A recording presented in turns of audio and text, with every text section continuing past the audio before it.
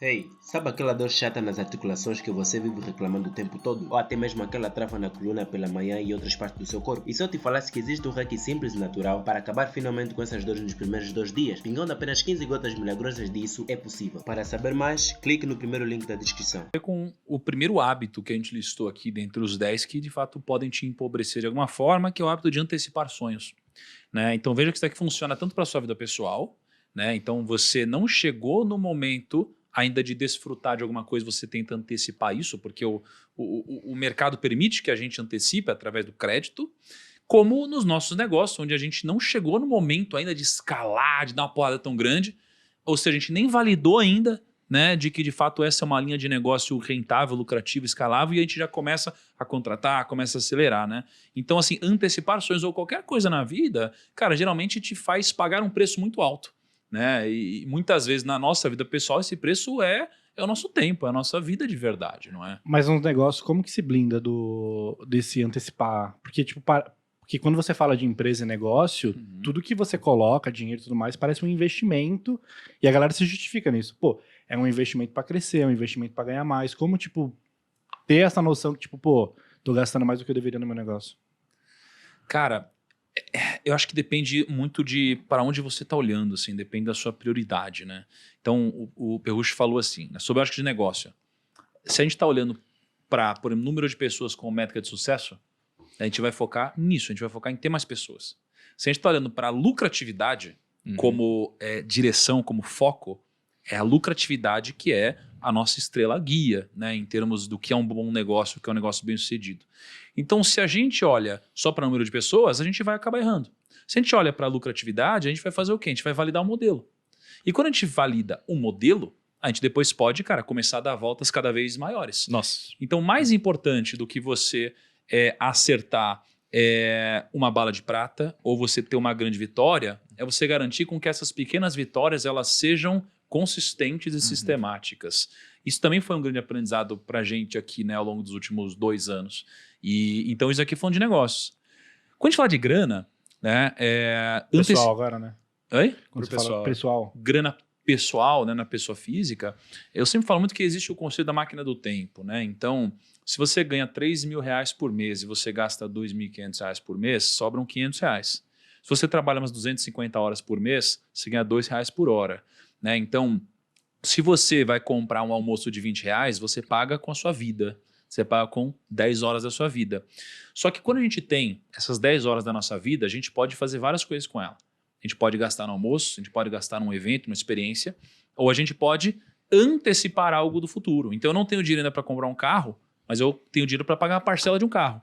Então eu já estou com o carro, mas eu ainda não o paguei por ele, né? Então eu antecipei o futuro. Qual que é o preço disso? É pagar juros. Mas juros são tempo. Então eu estou pagando por um bem que eu já posso usufruir, mas ainda não paguei, antecipando uma parte da minha vida que eu ainda não vivi. Então fica cada vez mais difícil manter uma vida onde você antecipa o futuro, porque o preço é o mais alto de todos, né? Deixa eu te falar um negócio que, às vezes, que pode ser uma coisa que é estratégica, né? O Felipe Tito, ele falou isso em alguns podcasts, que às vezes ele pegava e comprava algumas coisas que ele não podia para trazer isso um branding para ele. Por exemplo, ele pegava lá, comprava um carro fodido, chegava num cliente lá numa reunião de publicidade com um carro foda, porque aí o cliente ia olhar pra ele e falar assim, cara, ele não é um fudido, não adianta eu oferecer aqui R$ 5.000 pra fazer a publi nele, esse cara não é um cara de R$ 5.000. Ele alterava a percepção. Então ele jogou isso a favor dele, né? Muita gente às vezes faz isso. Isso é uma estratégia que você acha... Pra ele funcionou, mas você acha que é uma estratégia arriscada, mas você acha que, cara... O que vocês acham? Isso às vezes é uma Eu coisa acho que, tipo, é válida, ele é o né? Felipe Tito, né? Se fosse qualquer outra pessoa, talvez não teria funcionado. Então, acho que não é o carro. Se você vê um cara incapacitado chegando de Camaro, ele é um cara incapacitado chegando de Camaro, ou de Bentley, ou Ferrari.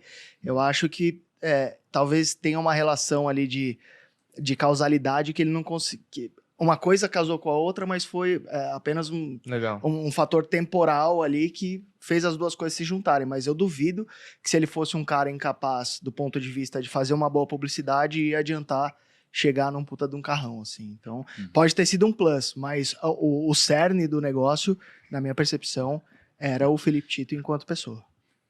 Cara, eu tenho uma dúvida, sabe? Porque pô, a sua pergunta foi se vale a pena fazer isso?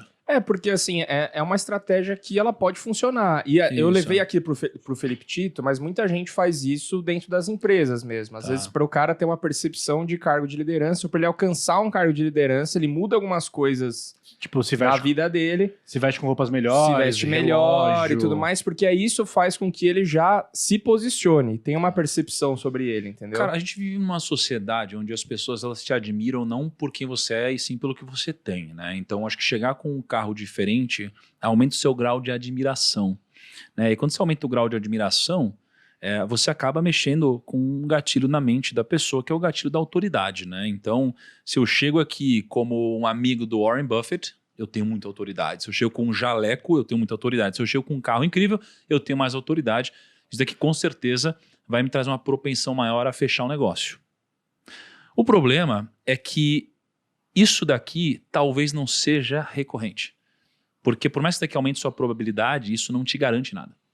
Então, tudo depende do seu grau de alavancagem, né? Porque se você vai trabalhar de uma forma consistente com antecipação de algo que não chegou a hora ainda, ou seja, não chegou no seu momento, no momento que você errar uma vez, talvez você não consiga mais se levantar. Né? Então, não é porque deu certo com ele que é consistente ou que é a melhor decisão a se tomar. Porque se tem gente que enriqueceu pegando dinheiro emprestado no cartão de crédito, mas você tem muito mais gente que de fato quebrou ao fazer isso, não é? Então, a gente geralmente tende a ouvir a história dos bem-sucedidos, do Felipe Tito, porque ele virou muito bem-sucedido. Conseguiu, Mas a gente não ouve a história das pessoas que tiveram grandes fracassos fazendo isso porque elas não escrevem livros, né? Porque ninguém quer ouvir elas. Então, a gente tem um grande viés aqui. Então, a minha resposta é categórica, não faça isso.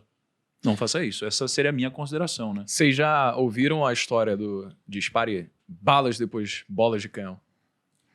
Como que é? Nossa.